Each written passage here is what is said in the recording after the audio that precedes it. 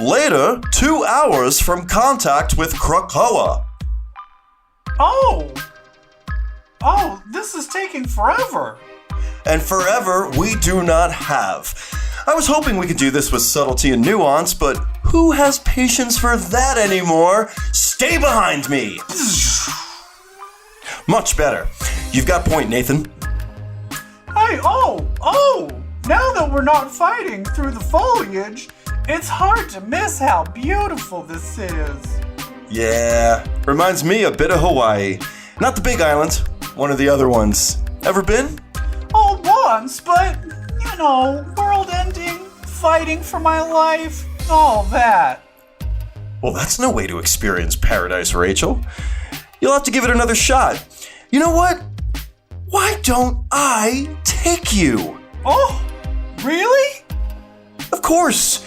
You know what? But now that I'm thinking about it, I might know a better place.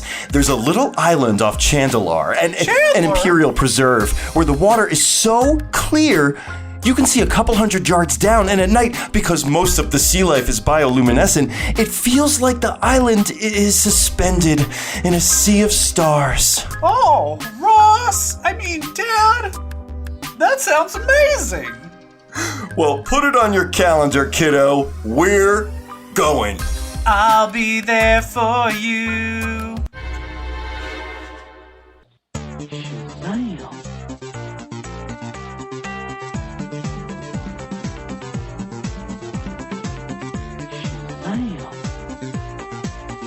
That was a page from X-Men #2 with Jonathan Hickman, with Cyclops and Prestige by Jonathan Hickman and Laniel Francis Yu. Welcome to Comic Book Queer's Legacy, everybody. This is episode 109, and this is my co-host, our co-host, the Evil Jeff. Hello. Oh, it's Rachel from Friends. I can't do it. I'm just trying. It's more Julia Child than I know. Than well, Rachel. that's tomato. Hey, not too far off. Have you ever been to Hawaii on a family vacation like the Summerses are about to do? I have never been to Hawaii, and I really want to go. Have you been to Hawaii? No, I never have. The only thing I know about Hawaii is that it had, at one point, the highest rate of children dying inside old refrigerators. Why do you know that? They should. Yeah, They didn't play that old Punky Brewster. They didn't watch that old Punky Brewster. The old Punky Brewster. They didn't watch it. I think it's because of the heat and refrigerators break down more often there. Right. Wow. It's weird having those little tidbits of I'm from Baltimore, and I knew forever there was a long period of time that we were #1 in the nation for chlamydia. No, gonorrhea. I'm sure. Oh, why not both? I'm sure it was both. I was going to say, if it's gonorrhea, you probably got the chlamydia on lock too. Baltimore, #1 for STIs in general. Woo! I don't know if it's still true. That was just in the 90s. But, I like to think we still got it. I think you do. I think they do. So Hawaii is a hot tropic, which reminds me, what are you gonna pick? Hot topics. Wow. Ooh, we've got some hot topics. Well, let's talk about the kind of biggest change in, the zeitgeist of the culture going around the world. Things are different. It's no longer Amazon and Hulu and Netflix anymore. A big player has entered the stage. He's entered the arena. Yes, that's right. Disney Plus has been released. We now live in a world with Disney Plus. We live in a world of Disney Plus now. Have you watched any? I have. But have you experienced any issues? I have. Yeah. Let's jump right to complaining. Why not? Yeah, there's actually, this is the thing. I will say this. Their goal was to have 8 million subscribers by the end of the year. They got 10 million subscribers after the first day. Damn. So Netflix is shitting their pants. Yeah, but I will say it freezes on me all the time. It freezes, but the audio keeps going. Time. Yeah. Yes, right? yes. That's exactly what happens. The audio goes, and then I was watching Bed Knobs and Broomsticks, and then I was like, God, why are they still on this damn cat close up? And then I was like, oh, it's Frozen. Oh. Oh, what an artistic choice. Oh, no, it's Frozen. It always freezes like right in the beginning, and I always have to like restart it, and then it doesn't freeze after that. Yeah. I should watch Frozen and let it freeze on Frozen, and it'll feel ironic. So what have you been diving into so far? We've got a big one that we'll talk about later during our Let's Get Critical segment. But I was watching the X-Men cartoon. It's the first thing I put on. And then oh my God, me too. Found out, though, haven't gotten to season 3 yet, but they're all out of order. Did you hear about that? Oh, they are? Yeah. Starting season 3, they're all out of order. Wait, because I started with season 3 and I didn't think they were out of order. I mean, this is all these people are complaining that they did them according to script date and not actual air date, and the scripts aren't necessarily in order. So people are. I haven't gotten there yet, so I don't know exactly what it is, but people are livid. And I watched a few Simpsons, and apparently me too. Everyone is freaking out because the ratios they cropped in and stretched things out, and they just announced in 2020. You will be able to watch it in the regular TV, like old TV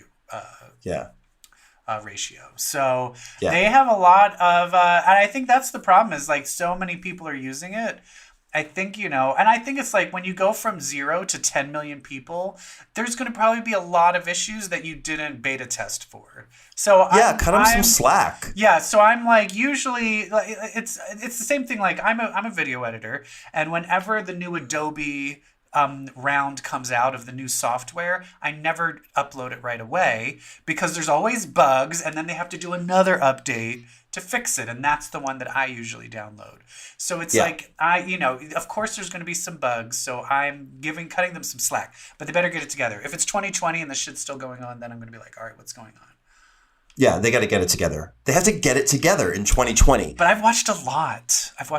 You did? Have you chosen your like who when you, do you have like when you sign on and there's the different users? Have you chosen like a Disney character that's yours? I haven't chosen. It's defaulted to Mickey Mouse. I just noticed it today and thought, ooh, I need to change that. Can you guess? Okay, try and guess who I am. Jessica Rabbit. No, and I will say my boyfriend chose it, but he knows me very well. It's a villain. It's a villain. It is Cruella de Vil. No. Ursula. Gayer. Ursula. Gayer. Jafar? Yes. No, I watched X-Men. I watched Sleeping Beauty. Because it's one of my favorite ones. And then I watched The Old Parent Trap with Haley Mills. And then from that, I ended up watching Bedknobs and Broomsticks with my boyfriend. Ooh. But then for series, I watched High School Musical, the series. Oh my God, how is that? As someone who hasn't watched any of the High School Musical. Yeah, okay, yeah. I didn't even watch them.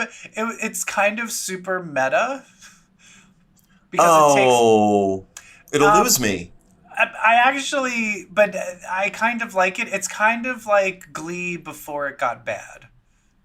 Oh, great. Glee was great before it got bad. It was great. It's still kind of like this, even though it will like go into a fantasy musical number, they're doing a musical. So it's all coming from, we're actually really singing in front of people. So it's not kind of like, I'm walking down the hallway and suddenly everyone just starts dancing. Like, it's not that type of musical. Because it literally just takes place in the world where this is the high school where they shot High School Musical. And this crazy, insane former backup dancer from the movies is the new drama teacher. And she wants to put on the High School Musical as their High School Musical. Okay. Wow, meta. Yeah, and then there's just all of these, and then there's a love triangle and all this bullshit, but all of them are playing the Zac Efron, Vanessa Hudgens characters in the musical, but then they're their own real high school counterparts, and they're all fighting and in love. And then I was like, they're really cute, but then I had to look up and then be like, okay, you're 18, are you? Yeah, right? yeah. I had to look and be like, am I allowed to think you're attractive? Okay. Yeah. Luckily, everyone was over 18, so I'm okay. That's what happened when I watched The Descendants with my niece. Like The Descendants 2. I was like, oh God. I am looking up some ages. Otherwise, one guy's dead. I know the one that played Cruella DeVille's He had a seizure. son. He had a seizure in his sleep. Yeah, That's what kids are dying. Another like Disney actress, and like she was in some SNL sketches and stuff. She had an asthma attack and died. She was like 13. Like another. That's insane. That's awful. They're dying left and right. My sister had to explain to my young niece what happened to this actor. That's awful. A seizure. Yeah. That's terrible. Terrible. Anyway. Don't do drugs. He didn't do drugs. Didn't he? Oh, no, we can't. I'm sorry. No, he had epilepsy. Good. I'm glad he wasn't doing drugs. Oh, my God. What did you watch? I went straight to season 3 for X-Men the Animated Series. Why'd you go to season 3 first? Because I want some Phoenix in my life. Oh, right. Okay. I want it. I crave it. I need it. My husband and I watched the entire Phoenix saga. I have to say, Scott. Gene. My husband is not a comic book guy. He will often be sitting next to me while I'm enjoying my favorite TV and movie shows. Mm-hmm. He was actively watching X-Men the Animated Series with me, and all of a sudden offered up probably my favorite take of X-Men the Animated Series of all time. Okay. Out of nowhere, my husband just goes, Gambit's the only adult in the room. It's like, What does that mean? Right. What does that mean? Gambit's always the one that has his head screwed on right. He's always like, I don't think we should do that. Oh, yeah. Well, I will He's say really only interested in sex during all the beginning adventures. one, it's seriously, Wolverine acts like a 3-year-old. I'm mad, I'm going to do what I want. No, yeah, he's so out, like he's not in tune with his emotions at all. Wolverine lacks piece of gutter serious emotional intelligence. He really does. And then Jean never does anything. She's just like, "What are you all doing? I've been watching TV while you are all out fighting." I'm like, "Bitch, do something." I will say, when I need a good laugh, I always watch the compilation of Jean Grey is Useless. Have you seen that on YouTube? Yes. It's literally just her like falling. Yeah. Even as Phoenix, like she just makes like 2 big power moves. That's pretty much it. Yeah. Oh, the first episode of season 3, it's the Morlocks and the Reavers, and it opens with the Wolverine and Gambit playing shirtless one-on-one basketball. It is the gayest thing ever. They have because it's so 90s, so they have tight cut off jean shorts and high tops. Gambit's got a backwards cap and fingerless gloves. Oh my God. I will say too, but he wore that in Jim Lee's run. Yeah. I will say I feel like if in the 90s when someone's like, "Hey boss, here's my latest X-Men animation script. What did you think?" Yeah, I went through it and I'm afraid there are not enough puns in the fight scenes. Yeah. You need to add at least 100 more. I was just oh my God. How many times do you think Gambit is just all right, so when I throw this card, maybe I can do that sparks sparks an idea. Oh, that's a good one. Dealer's choice. Yeah. It doesn't end. Yeah. And then everyone has their fun little lines, and then Storm's but I am humorless. You're oh Jesus Christ. I might be on the spectrum. I am so literal. Oh my God. But yeah, I'm excited. I will say this is a lot of people. This is a controversial take. I way prefer X-Men Evolution and Wolverine and the X-Men, which I consider one series. I'll take the only episode of Spider-Man and His Amazing Friends that I watched, which is the X-Men Adventure. Oh, where Kitty Pryde has the Sprite costume? Yep. Yeah. It's drawn so badly. And it focuses on Firestar, which I forgot. Yeah. But so good. And there were 2 X-Men episodes. It looks like they only have season 1 of Spider-Man and His Amazing Friends up. Because there is a Sunfire episode. I didn't watch that yet. But there is the X-Men Adventure. But wasn't there an episode where like the X-Men fight the Juggernaut on Spider-Man and His Amazing Friends? Like Jean is in it and Wolverine's in it.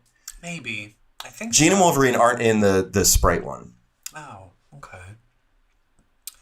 I saw their Spider-Woman, the old 70s Spider-Woman. Yeah. Too. I need to watch. I'm scared to watch that because, like, when I was a kid, It's gonna be so bad. My parents bought me a Spider-Man doll in an attempt to like be like, you like boy things, but then Spider-Woman came out, and I was like, Spider-Woman, Spider-Woman. yeah. And they were like, oh my God, why did he lisp like that? Jeff and the Kiss of the Spider-Woman. But I'm afraid I'm going to watch it and be like, wow, the animation is so bad. It's probably so bad. It's from the 70s, I believe. Because you don't like cartoons in general. I don't like Disney and Pixar movies. I like animated series from like my youth. Do you find though, can you watch something if it's written and the story is really good, but the animation is just okay? Can you still watch it? Yeah. I can Sure. too, but my boyfriend who is a storyboard artist, if he does not think the animation is up to par, he's just like, it's a deal breaker. I mean, it makes sense. He's an animator. Like I had a friend who wouldn't watch, he would never watch Archer because he felt the animation was so bad. Oh, wow. I'm like, but it's South so Park? funny. Not anymore. South Park is on purpose. Like, you know what I mean? Like, that's that's the style. Anyway, Disney Plus. I love it. There's another thing we watched. Disney Plus, but yes. we'll get to that later. We'll get to that later. And another hot topic is that the MCU this weekend just announced 5 more dates for five more untitled press release. I mean, I don't know. It wasn't. It might have been at a thing. It might have been at like a UK thing actually. It might be like, but what in the UK or something? UK con. We should have done our research. Yeah. Well, we didn't. What? So, well, give it to me. I don't know any of these, so I want to know what. Give me the year and what's coming out, and any information you have. I'm going to do it and like give you the full suite. Like I'm going to back up to even the ones that we know. Okay. And so that'll help kind of inform when we speculate what we think the new ones are. So we'll do it year by year. So in 2020, we have one in May and one in November. Evil Jeff, can you tell me what those are? No, I don't remember. I don't remember anything. Black Widow. Oh yeah, that's right. And Eternals. Right. Okay. So Eternals is a year from now. Yeah. Do you think it's going to be a hit? Yes. I think it might bomb. I think it's going to be a hit because I think it's going to give us something that like we desperately wanted but never expected. Like Guardians of the Galaxy? Yeah. See, I think this might be what they want Guardians of the Galaxy did. What that did, but then it doesn't. We'll see. Just based off of the fact that Angelina Jolie hasn't had a hit in a really long time. Don't you dare ruin my day. That's my Maleficent impression. All right. Then in 2021, we've got 4 movies. We've got one in February, one in May, one in July, and one in November. And in February, it's Shang-Chi. That one's going to be a big hit. I can't wait. In May, it's going to be Doctor Strange. July is Spider-Man 3. This is 2021. So is WandaVision comes out in 2021, like right before or right after? Yeah. It comes out in 2021, right before. Okay. Evidently Loki and WandaVision feed into Doctor Strange. Multiverse of Madness. That's another thing that I watched. There's a thing called Expanding Our Universe, an MCU thing, and it just goes into everything coming to Disney Plus. Like it goes deep into each thing. Like they show footage and stuff. Oh, okay, cool. Yeah, you should watch it. It's like 13 minutes long. All right. So it's Shang-Chi, Doctor Strange, Spider-Man 3, and Thor, Love and Thunder. Those are the 2021 movies. Wait. Shang-Chi, Doctor Strange, Thor. I thought you said there were 4 of them. And Spider-Man. Oh, and Spider-Man. Right. Okay. Have they said what that one's called? No. Okay. No. And then I say it's going to be No Place Like Home. That's what I said. Yes. Yeah. I think we're right. But I think you said it first. Okay, 2022 is when it gets interesting. Okay. because we know there are 4 movies, only one has been announced, but it's one that's in the middle. So there's one in February 2022. We don't know what it is. May 2022 is Black Panther 2. Okay. And then we've got one in July, one in October. Oh, and that's it. And they didn't say what they are? No. All right. And then there are 4 in 2023. And they did not say what any of them are. But they're in February, May, July, and November, which seem to be the months that we... Do you think one's like a Captain Marvel? I'm guessing... So backing up to 2022, the one in February is untitled, but then after that is Black Panther, and then there's 2 more. What's interesting is this is the only time one of them is in October. It's the only time any of these movies are released in October is in 2022. Halloween, like a horror? Blade. Oh, okay. Right? Right. All right. So I think Blade is one of the 4 of 2022. Yes, I think our July 2022 is Captain Marvel 2. Okay. And I think the February one before Black Panther, I think is going to be Guardians of the Galaxy 3. Now, I have a question. So this New Mutants one is going to be its own thing. Or do you think... It's Fox. Because that's the one thing is I've heard the latest things is they were like, oh, we now kind of like where it's going. It's definitely still coming out in April of 2020, April 3rd, 2020. I would love the idea that if they were like, you know what, this is so good, we're just now now that we've reshot it and it's amazing and these actors are all really popular, let's let this be the entry into the mutant world. It's not labeled as an MCU, it's labeled as Fox. Okay. So I think 2022 is going to be Guardians, Black Panther 2, Captain Marvel 2, and Blade. And then there are 3 in 2023. I mean, you got to throw an Ant-Man 3 in there. And I still hold that that's going to be Young Avengers influenced. Okay. I'm guessing... See, it's weird. It's like there's a spot left over. When you go through all the sequels, you still have a spot left over. Even with Fantastic Four, you still have a spot left over.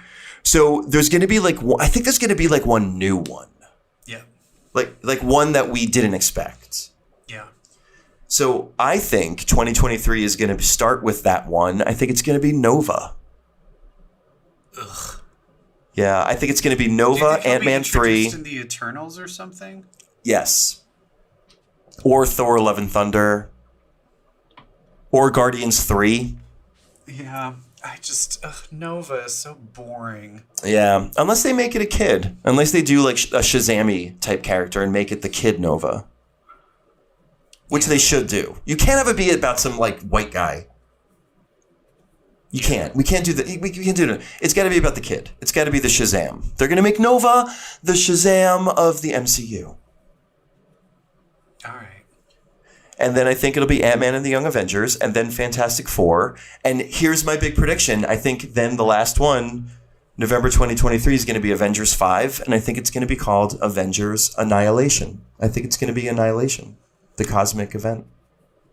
What happens in Annihilation again? The big annihilation wave, Annihilus and his big wave of space bugs destroy everything. When did that happen? Oh, fuck me. One moment, please. I hope there are people listening to this screaming at us right now. It's fucking 2005, you jerks. Because they're redoing, there's an Annihilation event coming out now, Annihilation Scourge. Annihilation 2006. 2006. Oh, okay. Yeah. But then who do you think are the Avengers in that? Black Panther, Captain Marvel, Spider-Man, Nova. Thor. Ant-Man, Thor. Ant-Man. Doctor Strange. Wanda. You might have a Shang-Chi on there. Oh, yeah, Shang-Chi will definitely be on there. Wanda and Vision. Yep. Maybe a Reed Richards. I mean, maybe a Silver Surfer. And then where's Wolverine? They need to get the X-Men in. By 2023, they need to get at least one reference to a mutant in. I think it's going to happen. Yeah, and I think the answer is you make it Aurora Monroe. Sweet. Throw her in Black Panther 2. Yeah, just be like, there's this goddess and she's stirring up shit. And then he's like, hey, want to fuck? And she's like, no, we're not going to go down that route. No, we're not going in that direction. Like they just go full on meta and they're like, nope. That was really bad when that happened in the comics. So Marvel's here to stay. Unless Eternals tanks and then the whole thing goes down. And the whole thing collapses and we all go watch Joker 2. Joker 2. I'm back. Crazier than ever. Ugh. Crazier than ever. Watch me dance on top of an ambulance or down some stairs. Oh my God! Everyone now that stairs is now an iconic thing in New York. Oh, I know. Everyone's telling me everyone's fucking taking pictures by the stairs. That's the new Rocky running up the stairs is now Joker dancing down the stairs. I hate that movie more and more. Like as time goes by. Me too. And I also am like, so is he supposed to be a supervillain now? Like, is he supposed to be like that universe's most dangerous supervillain? Because that's dumb. Okay, well, it's two things. Either A, because then they're like, well, no, it's not necessarily, he's not even necessarily the Joker. He's not like actually like the Joker. He's just like a guy. Then if that's true, why the fuck did I watch this movie? Like, why the fuck did I watch this? Like, it's so stupid. Ugh, anyway. Oh no, he's dancing slow. God, that movie sucked. Yeah, it pissed me off. Oh, it just makes me want to hold my breath. And I need you to take a deep breath, Brett. And hold it. Because it's time. Cue the music. You are waiting to exhale, baby. Shoot, shoot, shoot, shoot. Waiting to exhale, that is right. It's time to review the X-Men universe. Some big shit's going on. Some big shit's going on. We have some big shit's going on. I'll tell you what the big shit's going on. I now have all of my Every Mutant Ever connecting variant covers. The set is complete because we had our final number 1. So there's a separate cover where it's like someone drew Every Mutant Ever when you put them all. Yeah. You saw that art, right? It was going online like last month, going around online. Mark Bagley. Oh. Yeah. And you want to feel real stupid? I was getting each variant and waiting in line at the store, looking at it, going, I could totally name an easy 70% on. Nope. I'm like, I don't know who that is. I don't know who that is. I don't know who that is. I want to hand in my X card. That's okay. There's a lot where you shouldn't remember them because they're awful. That's true. There's a crap load of Morlocks that no one gives a shit about.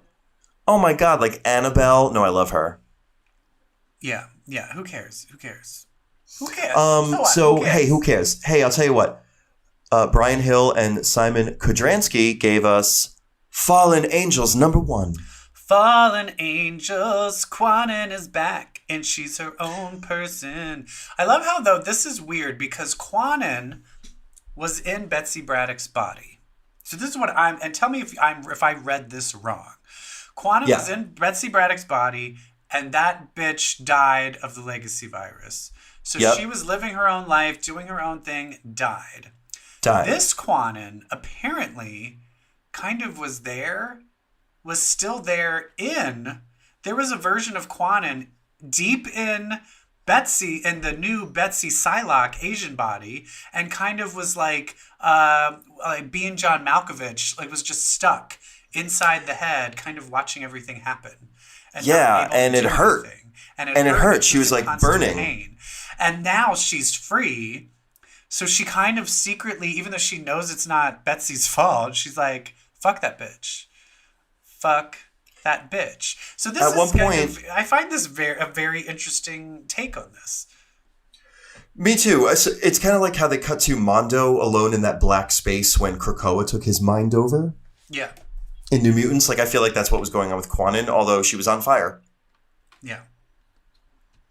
Yeah, I thought this was going to be bad, but I really liked it. What'd you I think? like that it's kind of its own unique. It's not necessarily tied to the mythology of Krakoa. It's like, here's a thing that's happening.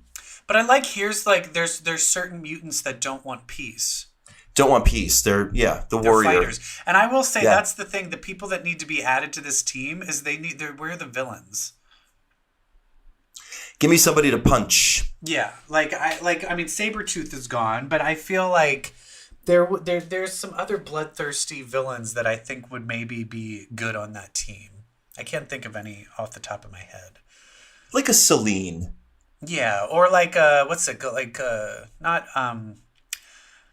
is Selene part of Krakoa?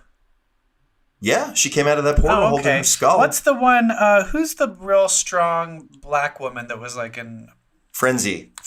Like I think like Joanna Cargill. I think like she'd be really good. Like something. She'd like be great. That. Yeah. Well, so right now this book focuses mostly on.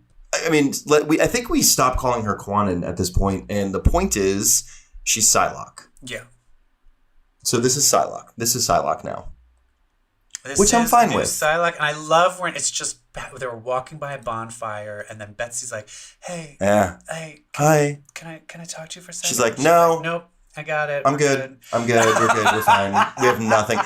Thank you so much for your empathy, sweetie. We have nothing to talk about." That's gonna come to a head, and I can't wait for it. I'm here for it. So a lot of this is diving into who Psylocke was. I guess when she was Quanon, she has a son. I thought that was a daughter. Daughter. Yes, daughter. Yeah. And the daughter is taken over by the ultimate big bad of this book, Apoth. And kills her. And it kills her. So Psylocke's daughter was murdered. Just insane. By this Apoth godlike character, and Psylocke's gonna go kick his motherfucking butt. And she brings Laura, X-23. There's a great one because Laura's where like, I need to stab. But she's also just like, what is going on? And she's like, here, I'll just show you. And she touches her and basically gives her all these memories. And then she's like, oh, fuck. Yeah. Oh, fuck. She's like, I'm in. That's your fucking daughter? Fuck. This depiction of Laura, it has a lot of people turned off on Twitter because it feels like she's regressed a little bit. Like there's one panel where she really was in the light, and I was reminded of the Laura from Logan, the movie. Okay. More so than kind of this older sister to Honey Badger, more grown-up Laura. Yeah. She felt younger in this book, which again, I don't have many connections to Laura. I'm fine with that. Great character. Yeah, I'm fine with that. Yeah, I'm not like a Laura obsessive. I can understand if someone was like obsessed with her that would piss them off, but I don't care. Yeah. I'm fine with it. Yeah. And then Cable, I will say Cable is a very weird oddity because Kid Cable. Kid Cable is just a completely different character. You'd think he's more mature than he is. And he's so immature. It's kind of... He's way more immature than even the X-Force run. Like, this is the guy that coordinated and brought Cyclops back to life, and now he's just like... Hey, check out, look at me, look at what I'm doing. What are y'all doing? Like, why did Laura say, like, Cable can't come? He doesn't need this. Like, why would she say that? I mean, I think it's like, oh, he has a second chance at not being so haunted. Let him have that. Let him live in paradise. And that lasted like 10 minutes. Oh, yeah. But in this, it does say Xavier is dead. It does. And it says it in other books, too. Yeah. So I'm like, how long does it take for Jean Grey to fucking resurrect him? What's going on? Yeah, I mean, they're just letting us sit in this moment, so people can have reactions. It's delicious. Can I just say the new stuff where they're like, major character is killed? I'm like, no, you can't say that. Like, I'm just like, I'm sick of you. Don't say he's killed when we literally know there's a resurrection mutants that will just bring him back to life. Like, stop it with your clickbait shit. Yeah. Don't read any of that garbage. Don't read online comics journalism.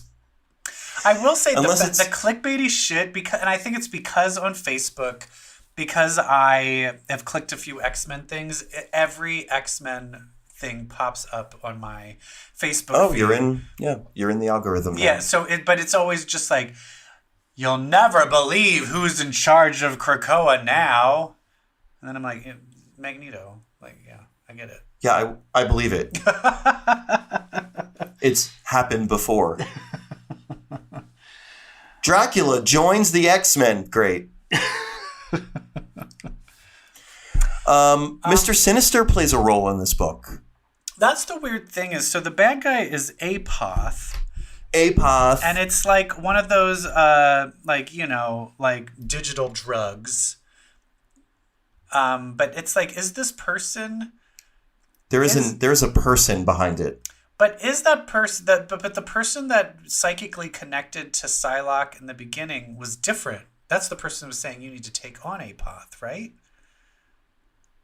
Yeah. Who was yeah. that? Who is that? That was purposefully in shadow. Do you think that's you don't need to know who I am? Do you think that's like someone that we like an established character?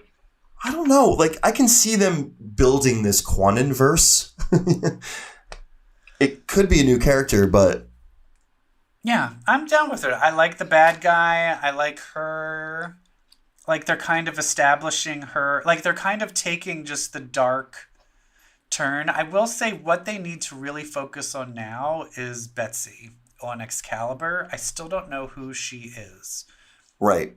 I don't know, after that they've been separated, how much of the kill spree violent Betsy, like, is that gone? Was that taken out of her, or is that still there? I need to know these things.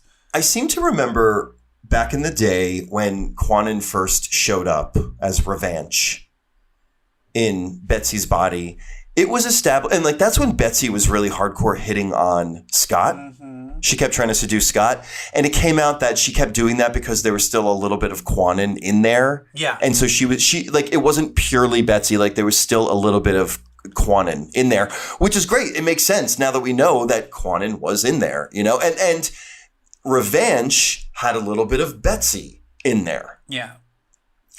So I like that we're going to see who these two characters are now that they are kind of free from the influence of one another. Yeah. I'm excited. And they have to team up at some point. They have to team up at some point. Yeah, of course they will. I think they'll become closer and closer until they ultimately become like a duo. Yeah. And we'll call their book Shades of Purple. Lavender and Puce. I will, but I'm down with this. I like it so far. And then X-Men, that took a weird turn. X-Men 2? Yeah. Hickman's book, yeah. Yeah, that one, it was like, let's go on an adventure with Cyclops and his two kids. All right, Dad, I'm coming with you. Okay, Daddy-o, let's go fight. Rachel and Cable, I don't know who these characters are. I like the book, but they did not seem like Rachel and Cyclops to me. I think the art really hurts this book because I'm not crazy about the art. This is my least favorite part of any of the books. They're so emotionless. Yeah. That it makes the whole experience of reading this feel weird. If it was an artist that was drawing these really kind of animated, emotional, like panels, Where's Pepe? Yeah, like if Rachel had some emotion in her face ever, I think this book would have really kind of hit. Yeah. And not seemed as weird. But it is. I mean, I appreciate the paradigm shift. Like, I get it. Like, so much has changed.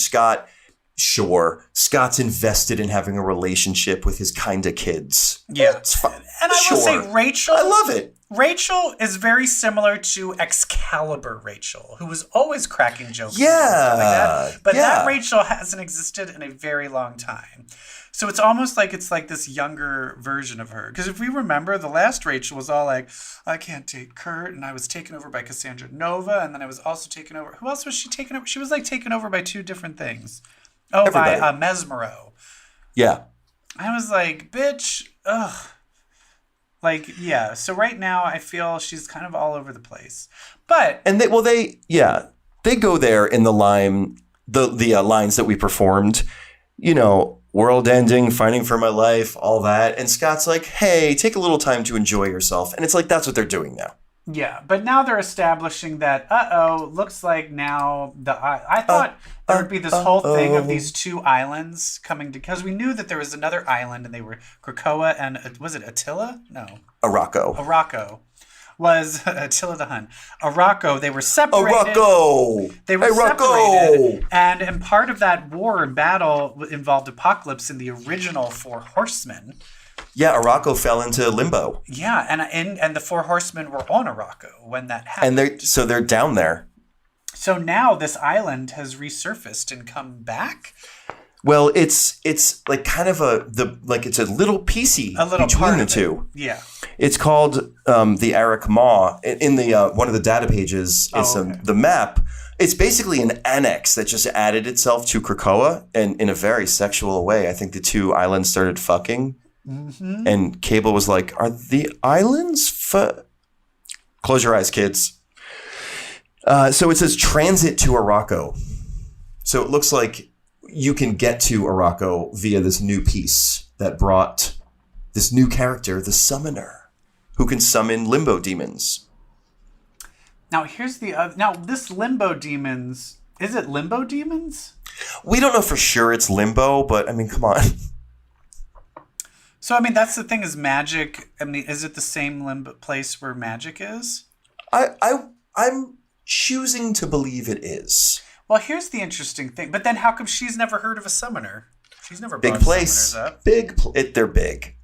But here's the cool thing is summoners, does that mean are all summoners descended from the Four Horsemen?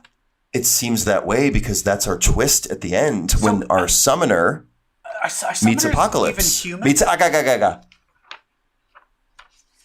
We don't know. I have to think that Apocalypse recruited 4 mutants as his first horseman. Okay. So I'd imagine their offspring are mutants as well? Or they're a whole different thing. They seem to be summoners, and there seem to be a lot of them. And this one summoner we saw, was it that? Because there's a summoner minor, a summoner adept, and a high summoner. Did they say, was that a high summoner? Yeah. Okay. Yeah. Well, he had the 3 strokes on his chest. For creating a peaceful nation, having another island connect to it with someone that can summon demons, that's a problem. that's like, so we've got the Jamie Maddox problem. We've got the Arak Maw problem. What's the Jamie Maddox problem? I mean, Jamie Braddock, not Maddox. Oh my God. Okay. The Jamie Braddock. So I was like, wait, multiple man's finally being introduced. These problems keep popping up. Oh, the Xavier was assassinated problem. That's not a problem. They're just going to have a thing where Jean Grey's like, no, I've never done this before. Oh. And then Emma's there to help her out. And then Emma's like, oh my God, do you want me to do it? She's like, no, I could do it. You're not Omega level. She's like, I am too. And I'm 27. And I'm blonde. And I'm British. So, yeah. It's good. I'm excited for Araco. I'm really impressed that Hickman kept Prestige as Rachel's code name. I hate it. Fucking shit. Well, it'd be too confusing to have because before that she was Marvel Girl, and now Jean Grey is wearing her Marvel Girl outfit. She should be Phoenix. Who Call Rachel Phoenix? Yeah. Well, I don't know. I thought Jean Grey should be called Phoenix. Oh my God, that's the last thing she needs. Oh wait, how about the panel where Scott was like when the summoner asked Scott, like, hey, have you ever loved anybody? He's like, well, oof, tough one. Kind of complicated what I got going on right now. I know, right? And that's where he's like, and I'll just say, yes, I love one person. Sure. There, yes. But I love a single someone. That's what a single someone. And I'm not saying there's one of those single someones. But that's the thing is, I think that was said purposefully because I'm confused. I still need. Okay, listen, guys. Don't keep me waiting on what is going on here. I need to know what happens in that bedroom. And I need to know now. I want to know, where is Emma involved in this? And how much has Wolverine and Scott done together? And are they falling in love? I need to know. This is more important than anything else to me right now. It's going to remain subtextual. Why am I so obsessed with this? Could it be the fact that I was up till 6 a.m. watching a Taiwanese gay soap opera? Maybe. Oh my God. Maybe. I have a problem. Is that why? It sounds like that's why. I think that is why. But I want them to be in love. I am obsessed when people that hate each other fall in love. And Wolverine and Cyclops, that is... They're the ultimate hate each other. I know. And then they find out all we needed to do was a hot fuck. Like, Cyclops was just like, oh my God, I'm so rigid. I just never realized if I just bottomed a few times, that's all I needed. And now I'm like, and that's why he's so free living. And he's like, let's go to Hawaii. And then Prestige is like, what is going on? And then she looks in his mind. She's like, oh my God, Dad got fucked last night. Oh God, Dad's a bottom. As soon as like Scott has his epiphany that all he needed to do was bottom for someone, and it just opens up his world.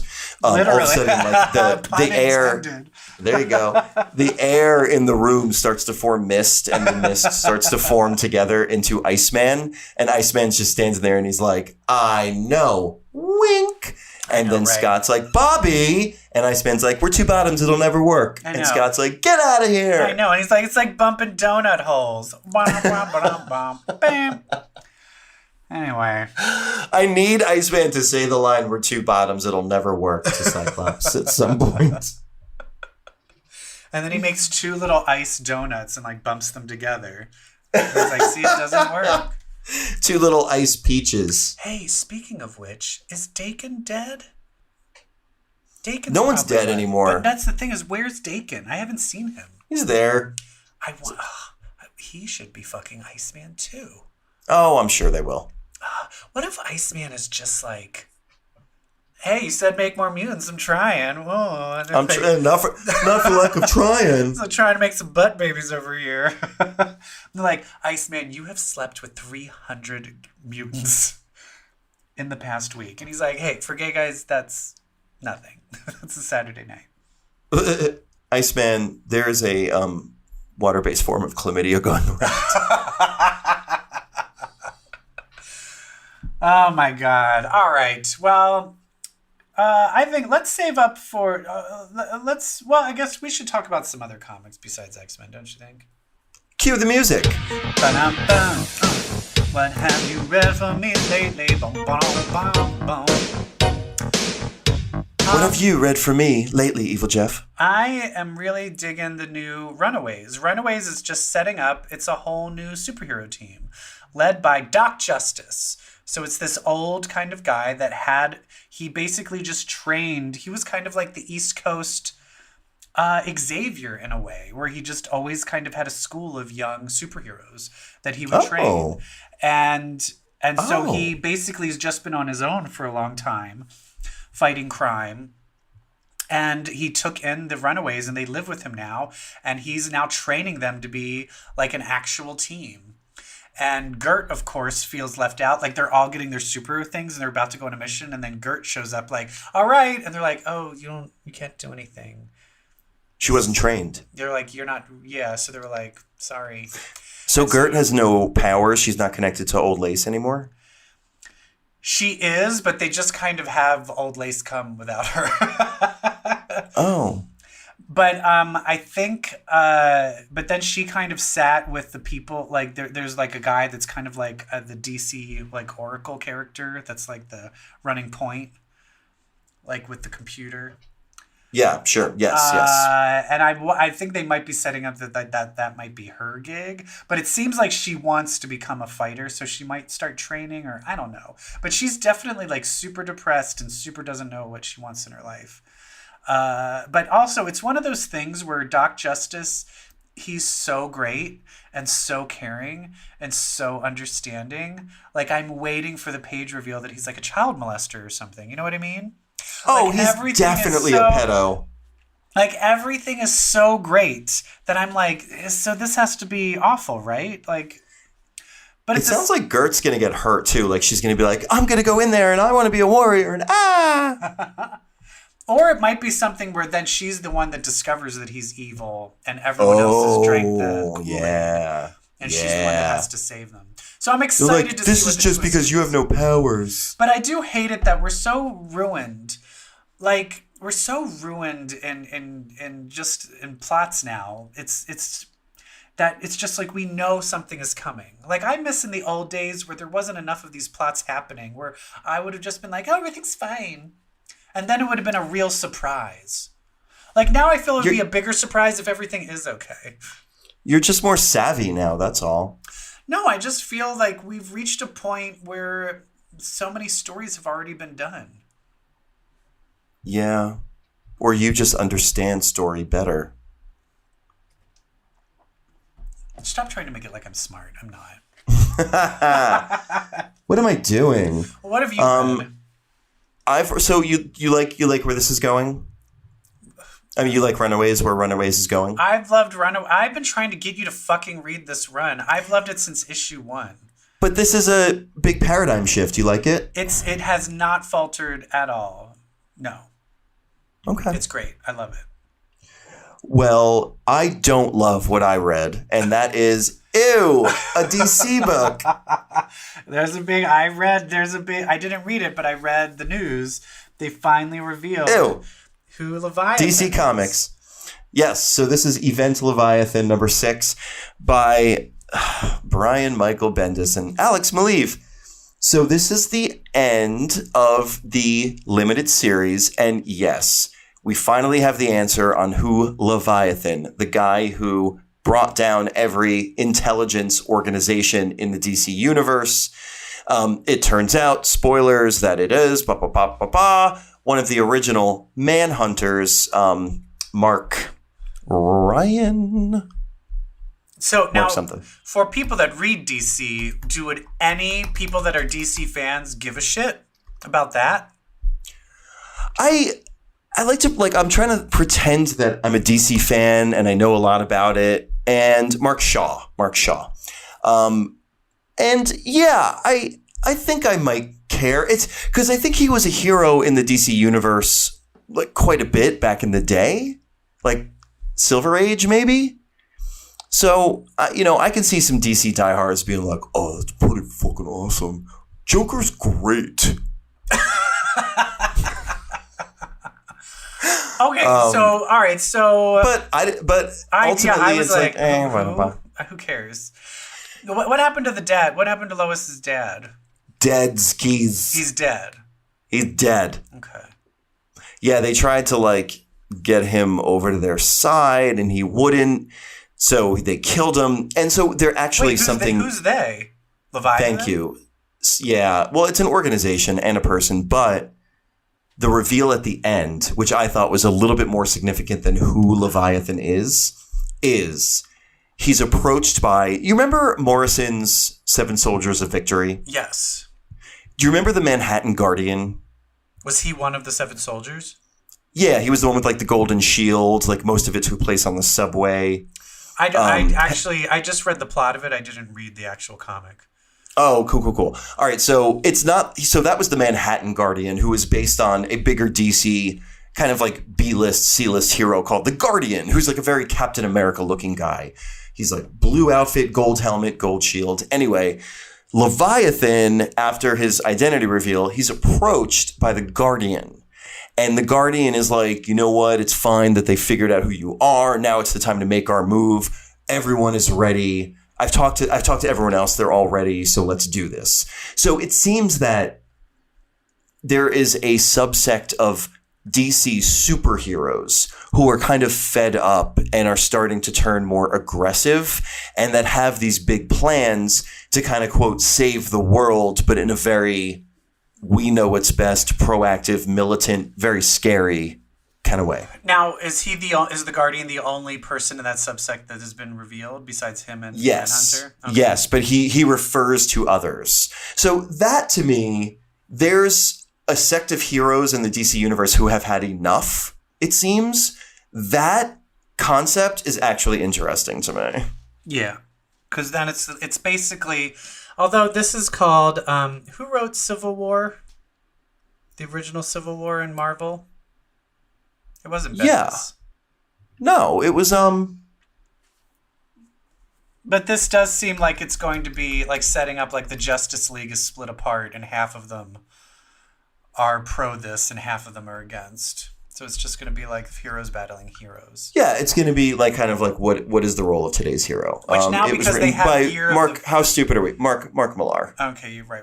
Because now it's Year of the Villain at DC. So following that will then be the Civil War, but they can't call it Civil War. Hero versus hero. Oh. Yeah. Yeah, where it's like, but I mean, in Civil War, you could sympathize with both sides. This one is like some heroes decided that they've had enough. Which, great. You know who's had enough? Me. It's not good. I don't care. So I give it 5 ews. Ew. Mostly because the dialogue is so stilted, and that is the one thing that has not changed since issue 1. All 6 issues, Bendis' dialogue is so stilted. It is so unnatural. He's so good at that. What is going on with him? Everyone, like I don't know who is talking at a given time because they all sound exactly the same. Ugh. I remember Joss Whedon said he would look at a script and he'd be like, if I took the line out and just said it to one of the other writers and they couldn't tell who said it, you'd have to rewrite the line. Good. Whatever happened to him? What is Joss Whedon doing now? What's he doing? How come did he do Avengers Age of Ultron? Yeah. He directed that one? Yeah. How come then? Garbage. Why did they? But I mean, it's not like that movie wasn't a hit. Why did they then be like, you're not part of this anymore? Well, I mean, it was sure it made money. It certainly didn't have the wit and sparkle of the first one, and so it's like, all right, time to refresh. Like it's, you peaked. Thank you so much. You did great. We're gonna put someone new in. We're doubling down. We've met these wonderful brothers who did a wonderful job on The Winter Soldier. Or is it just we're going to send them in? He had that affair and now everyone hates him? Well, I mean, Age of Ultron was weighed down by so many things it had to accomplish, like setting up Thanos and Biga. Oh, right. He's doing the TV show, The Nevers. You've heard about that, right? Oh, yeah. It's in the Victorian age, but like mutants. It's all women. It's like a bunch of Victorian women who find out they have like supernatural powers.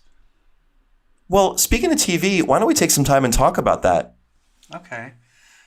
Should we get critical about it? Yes. Let's get critical.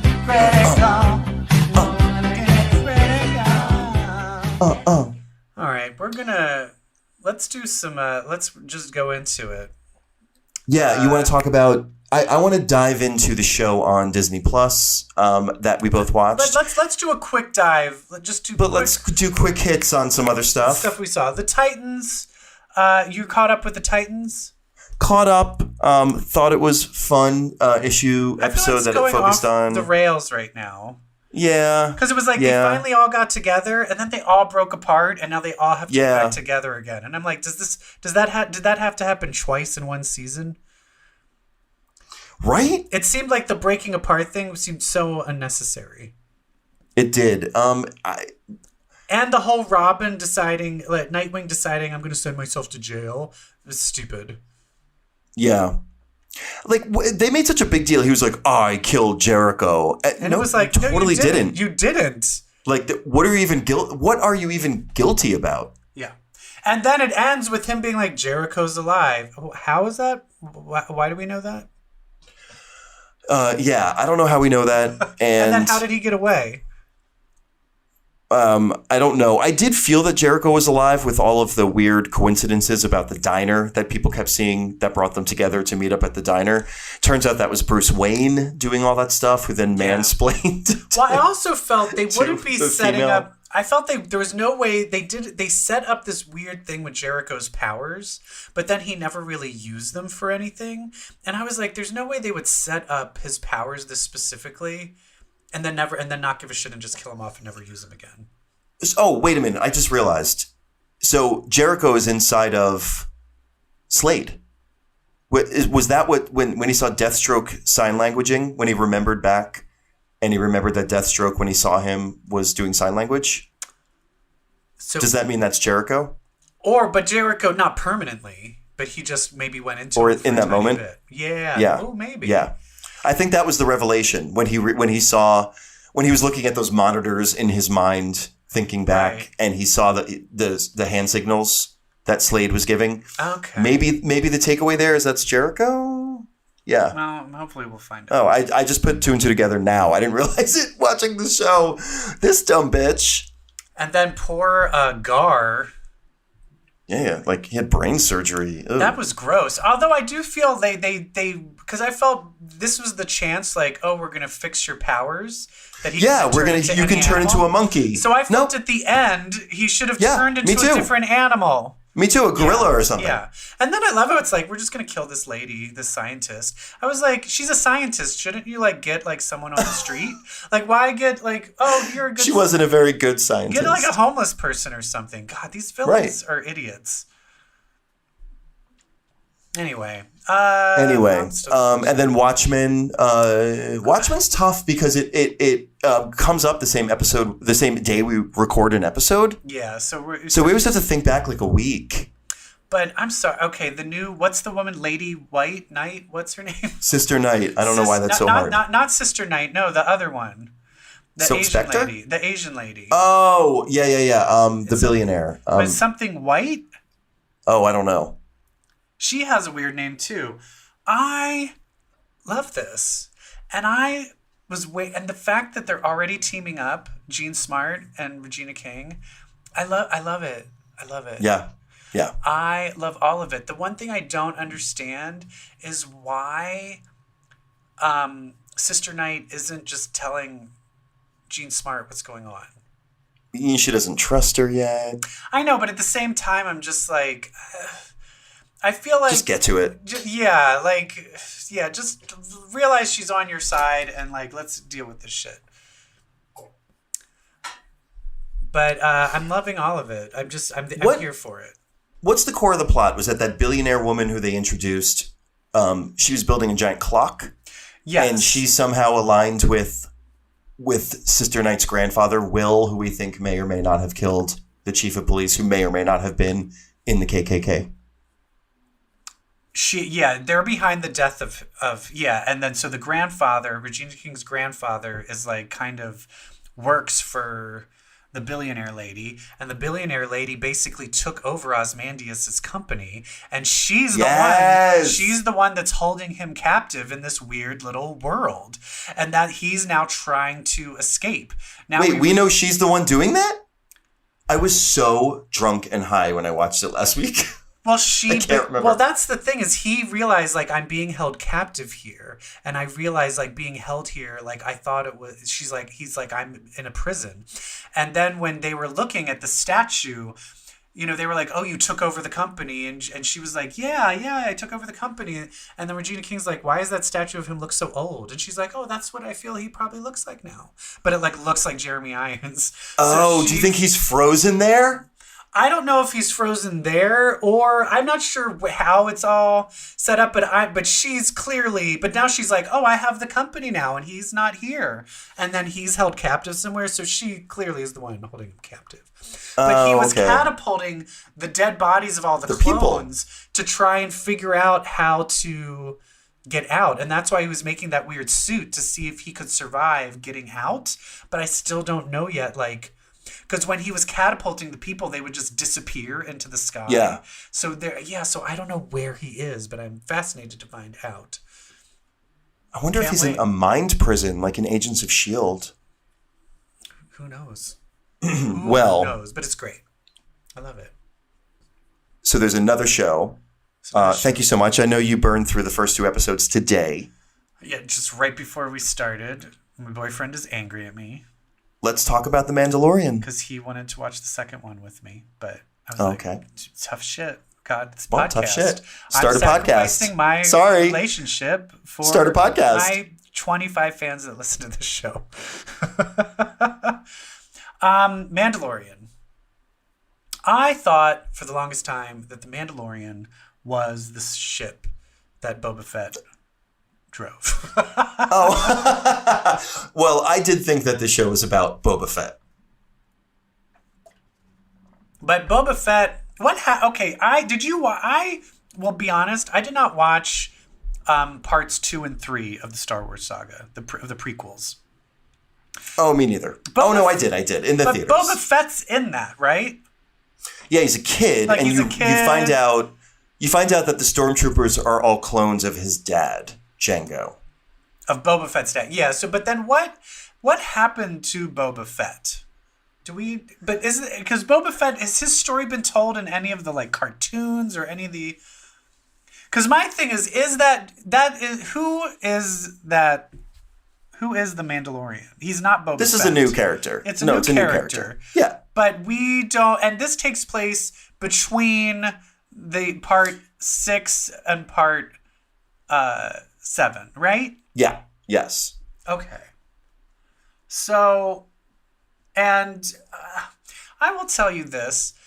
When your main character doesn't have a face, it makes it real hard to, have empathy for the person. I completely disagree. I don't know what it is. I am so emotionally invested in this guy, and I haven't even seen his face yet. That's the one thing that's bothering me. It's just like helmet head.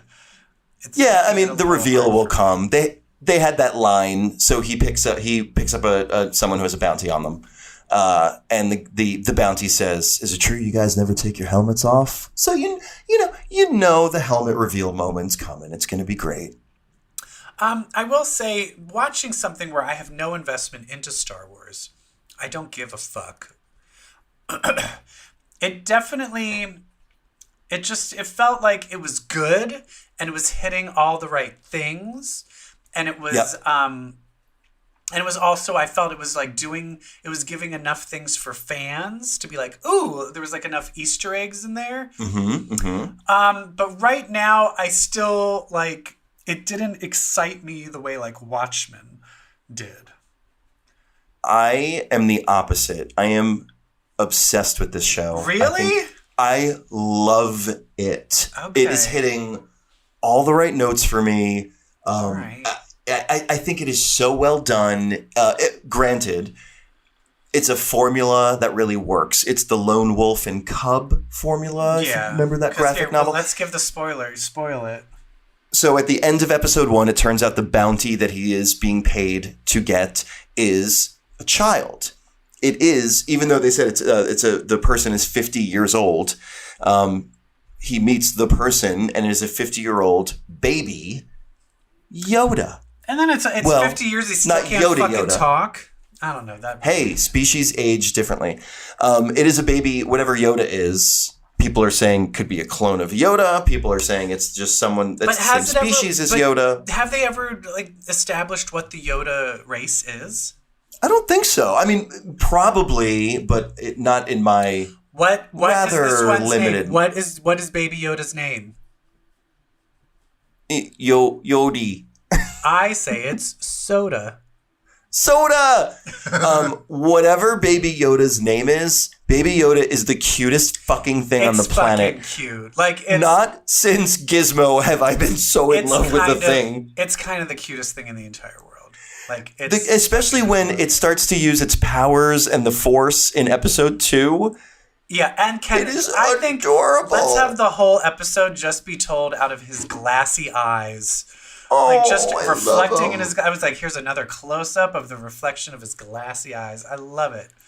I love it. And the thing that surprises me about how much I love about it is typically Westerns is not my favorite genre, but I love this because it is such a Western. Space Western, Firefly. Yeah, exactly. Having to ride the animal, and like the guy walks into the bar and the bar goes quiet, like all of it. Know what I think it's missing?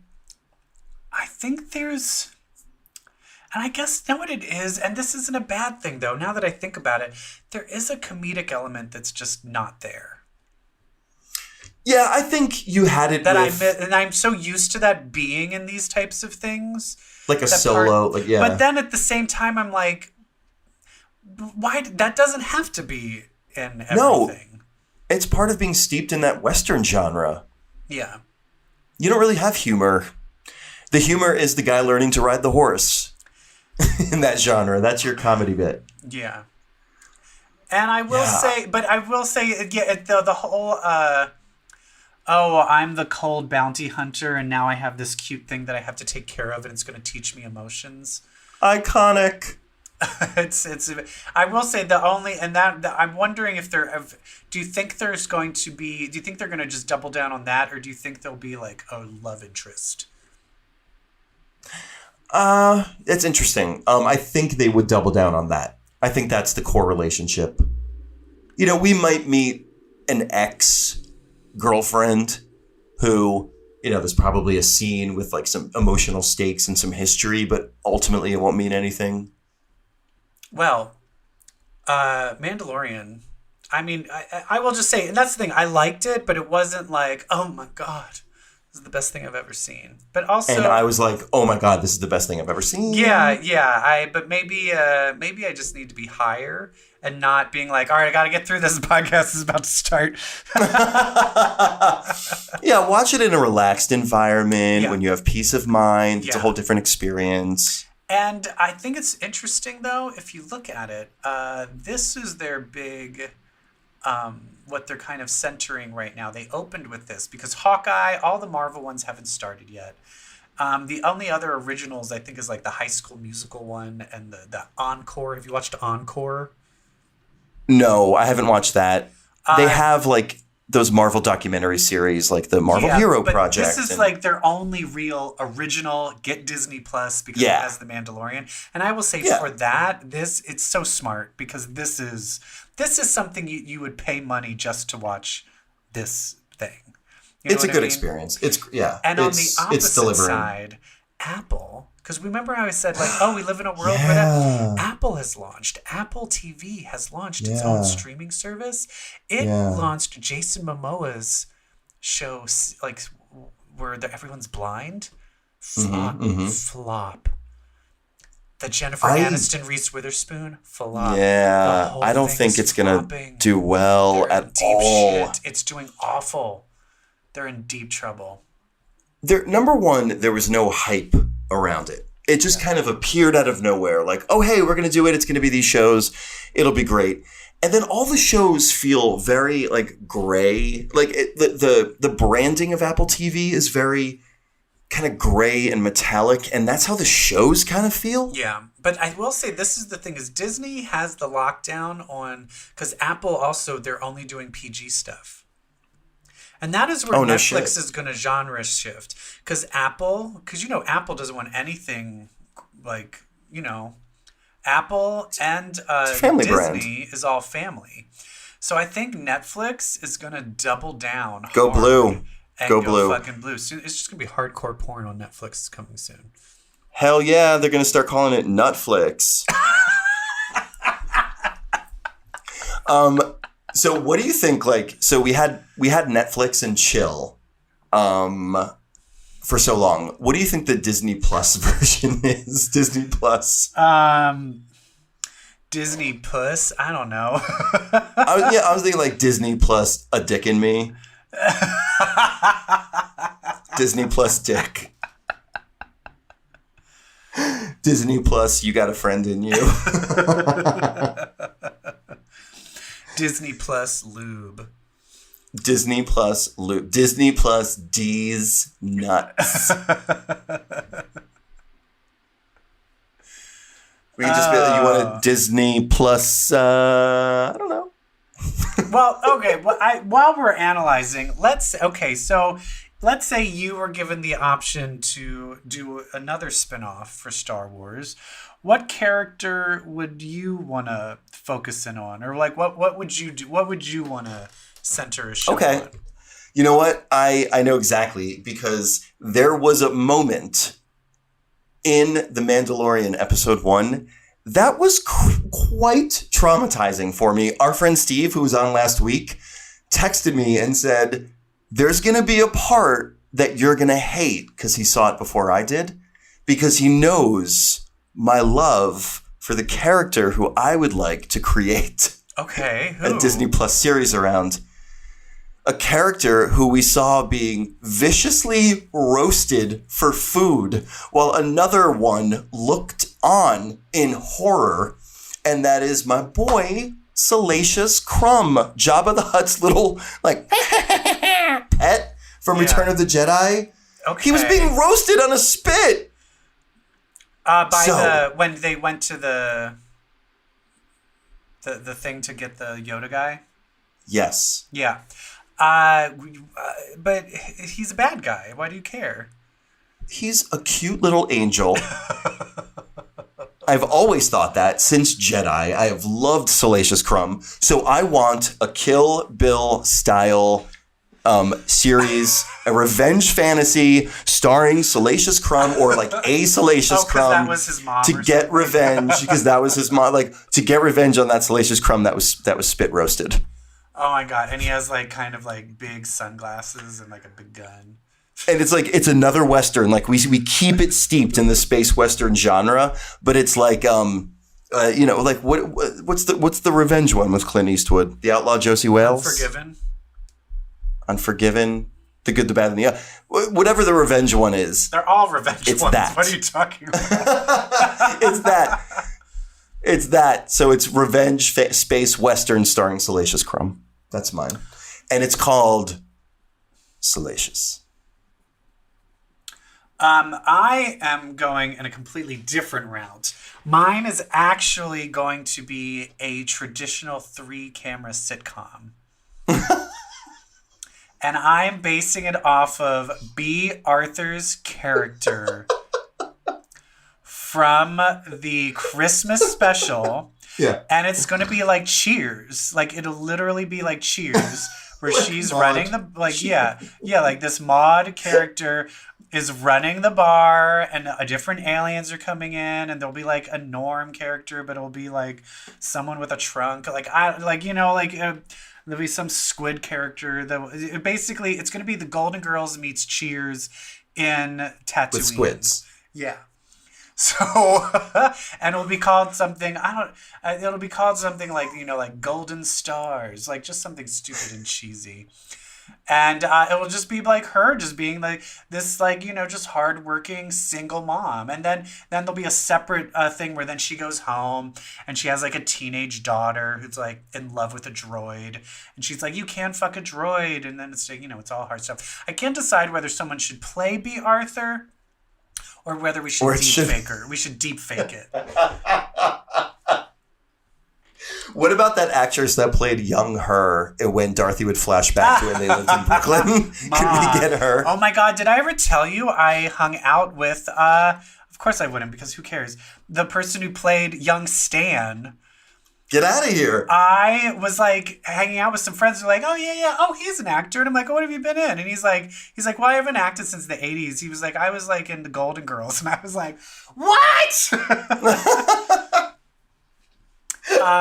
Yeah. I was, like when you're flipping channels, like you're looking something up on demand, or you're just like looking up a show to see if you can watch it.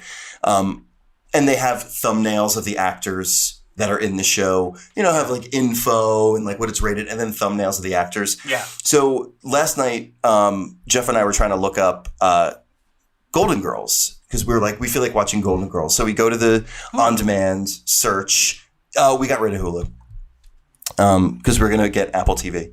And wait, isn't that called Apple Plus? I can't remember. Ew, that's weird. Anyway, so we looked up Golden Girls and we found like an entry for it. But the thumbnails for the 4 women, for the 4 actresses, they were all photos taken like right before they died, like when they are at their oldest, like they're old, like Betty White's like fucking bald, She's like still Rue alive. McClanahan, like yeah, I know, but she's bald in this photo, and like Rue McClanahan, like you don't even recognize that it's Rue McClanahan. I'm like, can't they use different Sophie, photos? it's literally for just this? like a close up Like of B. Rita's Arthur skin. it was like literally like just- B. Arthur in a hospital bed With like liver spots. Right, they're bald. They have liver spots. Their foreheads are gigantic. Like they're unrecognizable. Like, let's get a headshot in there, okay? It is such an affront. They have to change it before they release your series about B. Arthur's character. All right. Well, this was a long one. This was a long one, but I think we chatted. I don't know. It's probably not going to be an hour 20. Yeah. That's fine. It's fine. It's fine. It's fine. Just turn it off if you don't want to hear it. No one's even here anymore. Is anyone even here? And if you are, thank you so much for listening. And please, tell your friends to listen and just subscribe, leave comments, rate us, follow us on Instagram. Twitter. We don't do shit on Instagram. Well, still follow us. We need the likes. Okay. Occasionally, there's a cute photo of me. Yeah, we won't clog up your feed. We won't clog you up. Listen, if you read comics, well, guess what, my friends? That makes you queer. Bye. Bye. Shazam.